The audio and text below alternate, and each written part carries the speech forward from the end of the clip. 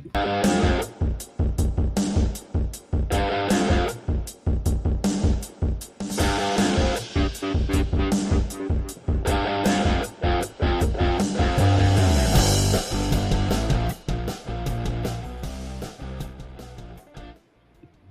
morning, hockey fans. This is Stephen Heisler.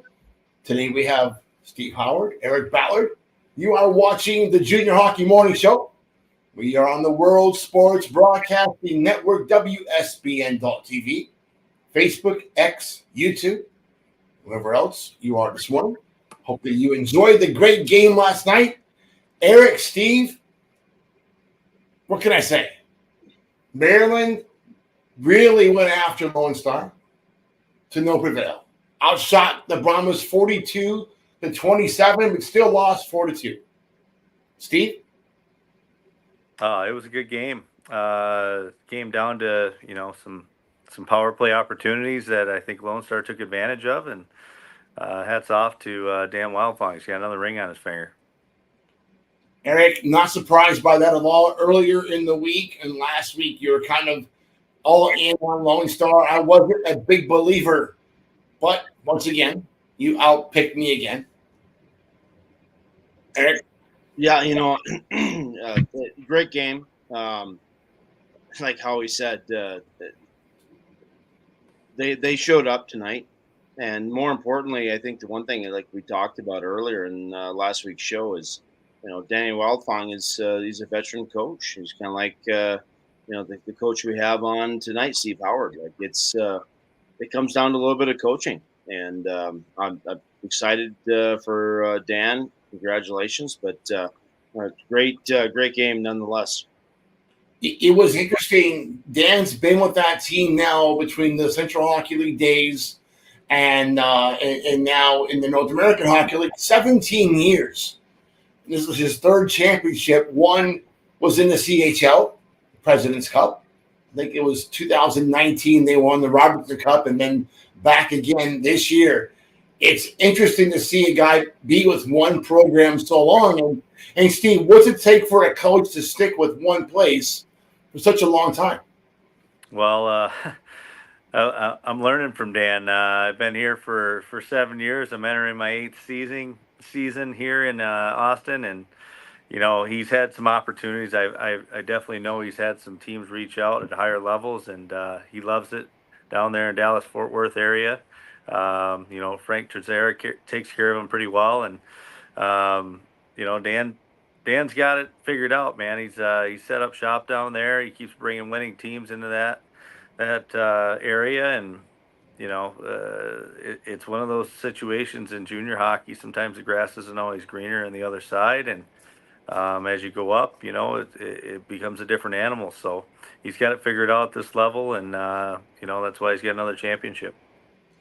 Eric, we see this a lot where the teams just kind of reload year after year. And we talked about it earlier in the week where Wildfong's able to get the most out of his kids season after season. Eric, what's the trick to maintaining that kind of continuity? That's a great question. And I think Howie's got it figured out. Like, he's settled in. And he understands what the Brahmas are and where he is as a coach, where he's been. He's been pretty successful in his tenure there in Lone Star and the Brahmas. I don't know, Lone Star. But I think Howie makes a great point. He's figured it out, and he gets it. He understands what it takes. Like you and I talked on the show before. I watched him as a CHL player.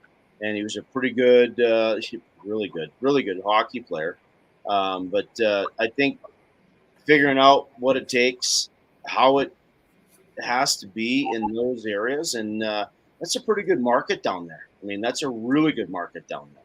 So hats off to Danny Wildfong and the Lone Star Brahmas, and congratulations. But I think he's got it dialed in really well.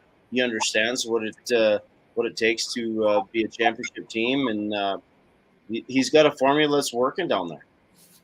I was interesting to hear some of the comments during the broadcast, and Steve and I talked about this earlier in the week, and maybe even earlier yesterday, where Walfung is able to make continuous adjustments, where a lot of teams aren't adjusting on the fly, but he is continuing to adjust to what the other team is doing at all times. Steve, what kind of adjustments did you see during this game that were really effective for Dan? Well, I think number one, obviously they stayed disciplined, but Dan plays a very structured system, or I should say, his players play a very structured system that Dan does a very good job of limiting other teams' grade A chances, and I thought he did a great job of it tonight. Hats off to Maryland and Clint Millimak. Clint's nephew was my captain here, played for me for 3 years. I love the family. We actually had to play them last year in the semis to get to that final game. And he's another coach that's just done a great job, settled into a good spot out there. He's had opportunities to go up. Decided to stick around Maryland because, quite honestly, once you build a culture, and you can recruit and you can bring guys back to that environment and that culture that you've set up and keep rebuilding every year, it's a nice niche to find. We're trying to do that same thing here in Austin. Fell a little short this year, but both Clint and Dan Wildfong have done a great job. And that was a good hockey game for sure. I was kind of surprised to see Minot not come out of the semifinals. Lone Star was really going to be tough. Anchorage gave them hell. But to see these two teams in the final, and I know Mylock has had opportunities to move up to higher levels of play. We know that Dan Malfon has as well. Why would a coach not move up the ladder? Is staying in the NAHL probably a better career move for some guys than going up to the USHL? Steve? Well, I'll just say,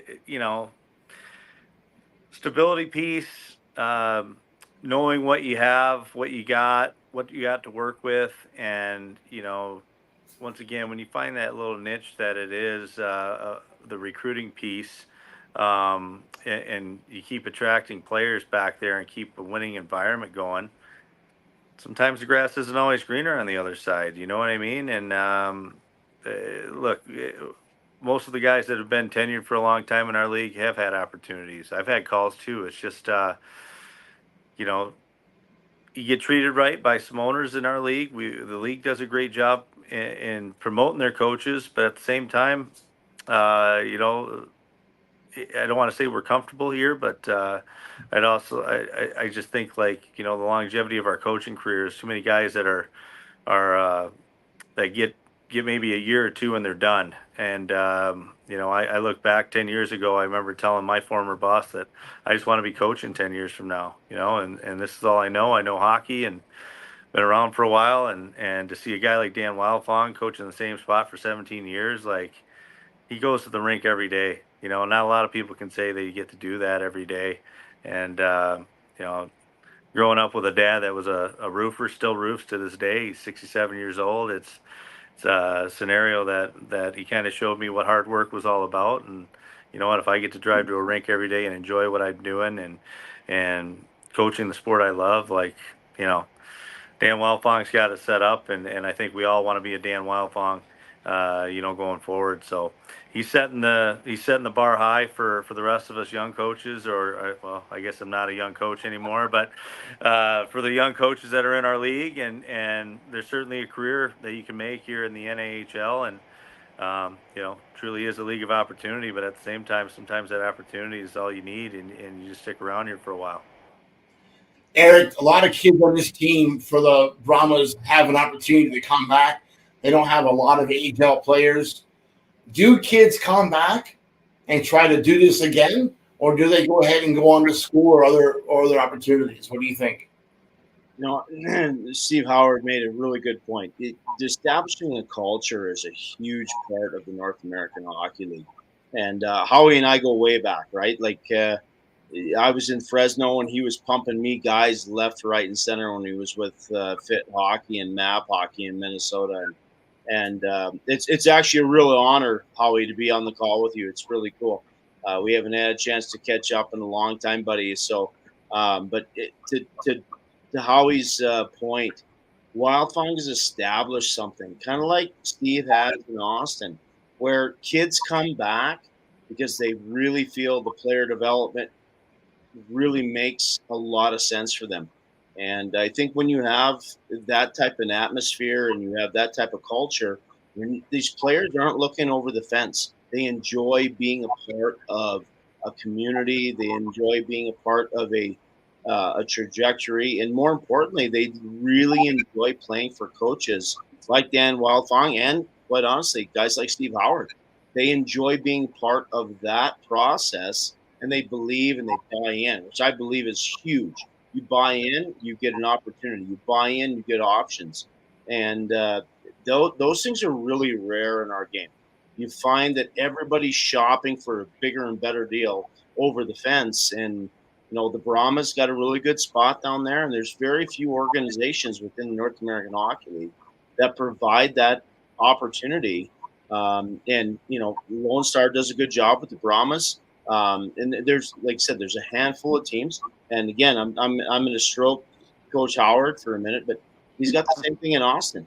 There's a lot of really good opportunities out there with coaches and programs like Lone Star in Austin. Last thought. We got about a minute and a half here. Without picking your own team, Steve, can't do that. Okay. What team has the best shot of winning the Robertson Cup in 2025? Well, I mean, you always got to pick the guy that just won it. I would say the Lone Stars got the target on their backs right now. Garrett Roth had it last year with Oak City, and he didn't make it back. I didn't make it back. We had a young team too. It's a tough thing to get back there. Eric? Austin Bruins all day long. We do go way back. I love Eric for that. Back home, so I'm going to go with the Anchorage Wolverines.